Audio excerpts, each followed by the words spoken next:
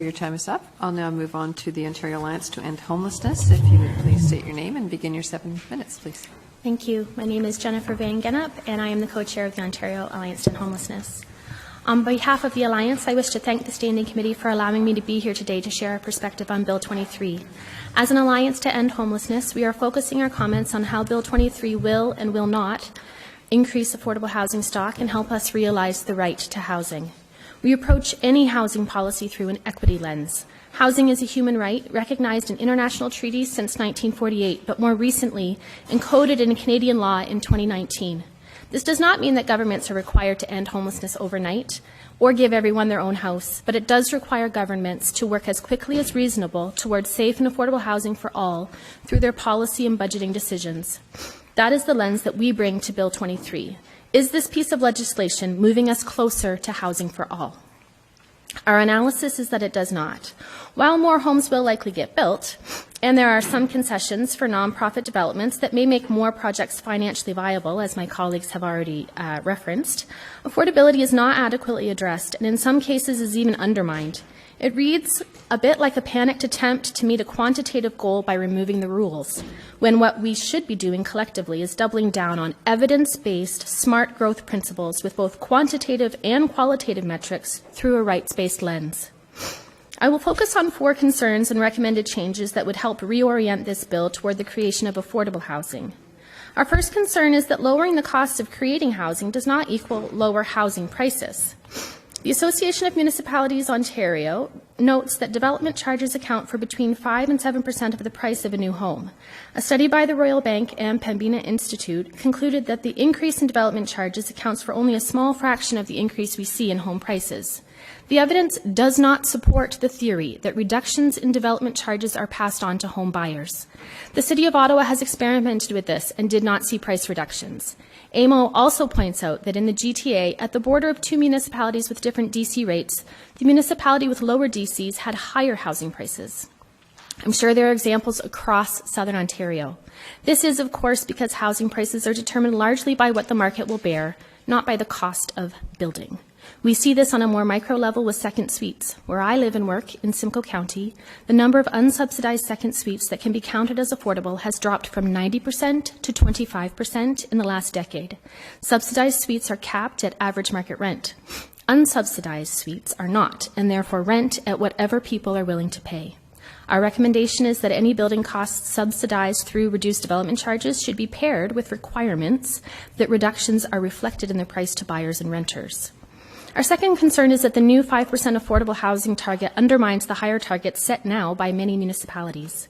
If the goal is more affordable housing, we are left questioning the rationale of capping affordable housing targets in new developments at 5% and only requiring them to stay affordable for 25 years, overriding the 10 to 15% or more minimums that municipalities have already put in place in their new official plans. A number of quality controls are also removed. This is concerning as we expect affordable housing always to be dignified, safe housing.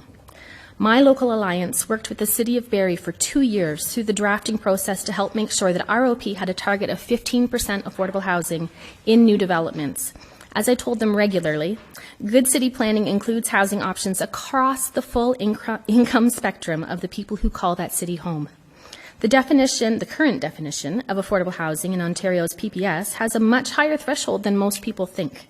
For rentals, it is calculated at 30% of household incomes at the 60th percentile, or average market rent, whichever is lower. Why would we cap affordable housing targets at only 5% when the definition of what is affordable includes the majority of people who live here? How will we ever reach housing for all when we allow 95% of new units to be unaffordable? Who benefits from legislation like this? Good city planning is resident-centric, not developer-centric. Our recommendation is that you either remove or change the 5% cap to a 5% minimum or a higher minimum, and remove the 25-year limit and remove changes to quality controls. Our third concern is that we will lose current affordable stock at a much quicker rate than we can replace it. When we're looking at affordable housing stock, it's really important to not just consider adding new units, but also maintaining current ones. This bill gives the Minister the power to remove rental housing protection programs that currently ensure that when apartment buildings are redeveloped, the affordable units lost are replaced at affordable prices. These policies have preserved over 4,000 affordable homes and are vital to preserving affordable housing stock. Our recommendation is that we strengthen the policies that protect renters, maintaining and expanding rental house protections and expanding rent controls to be tied to the units, not the tenancy. And fourth, the real problem, the financialization of housing, which is a human right, remains unaddressed. When I referenced earlier that housing prices are set at what the market will bear, it's important to note that the market is not just made up of people who intend to live in these houses and call them home. The market includes corporations, real estate investment trusts, and pension funds, all driven to maximize profit for shareholders. Financialization is a driver of social inequality and is associated with the violation of the right to housing.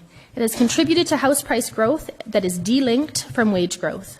Financial firms operate rental housing with the goal of increasing rent levels. Their whole business model is to reduce affordability. If we truly want to address housing affordability in Ontario, we must address the purchase of homes by these profit-seeking entities. At the same time, Housing for All will require provincial investments in social housing, which we do not find in this bill. Homeless encampments across this province are filled with people living on ODSP benefits because the housing portion of their benefit is a fraction of what it costs to rent an apartment. The market will never on its own create safe, dignified housing for those who rely on the poverty incomes of social assistance programs, and this is where the government must step in to fund housing. We recommend addressing the financialization of housing by limiting or capping ownership by firms that treat rental housing as investment products. About 30 seconds left. Oh, thank you. So I'll close by sharing that our member agencies include homeless shelters and outreach organizations that support people living in encampments. It is dire out there. Shelters are appealing to the public for donations of tents to give out when their beds are full. They are seeing people who never dreamed they would one day lose their housing.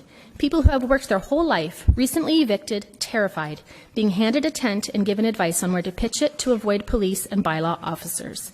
The number of newly homeless people is alarming, and our shelter system is completely overwhelmed. We must collectively work diligently to create affordable housings for all. Thank you for your time. Thank you.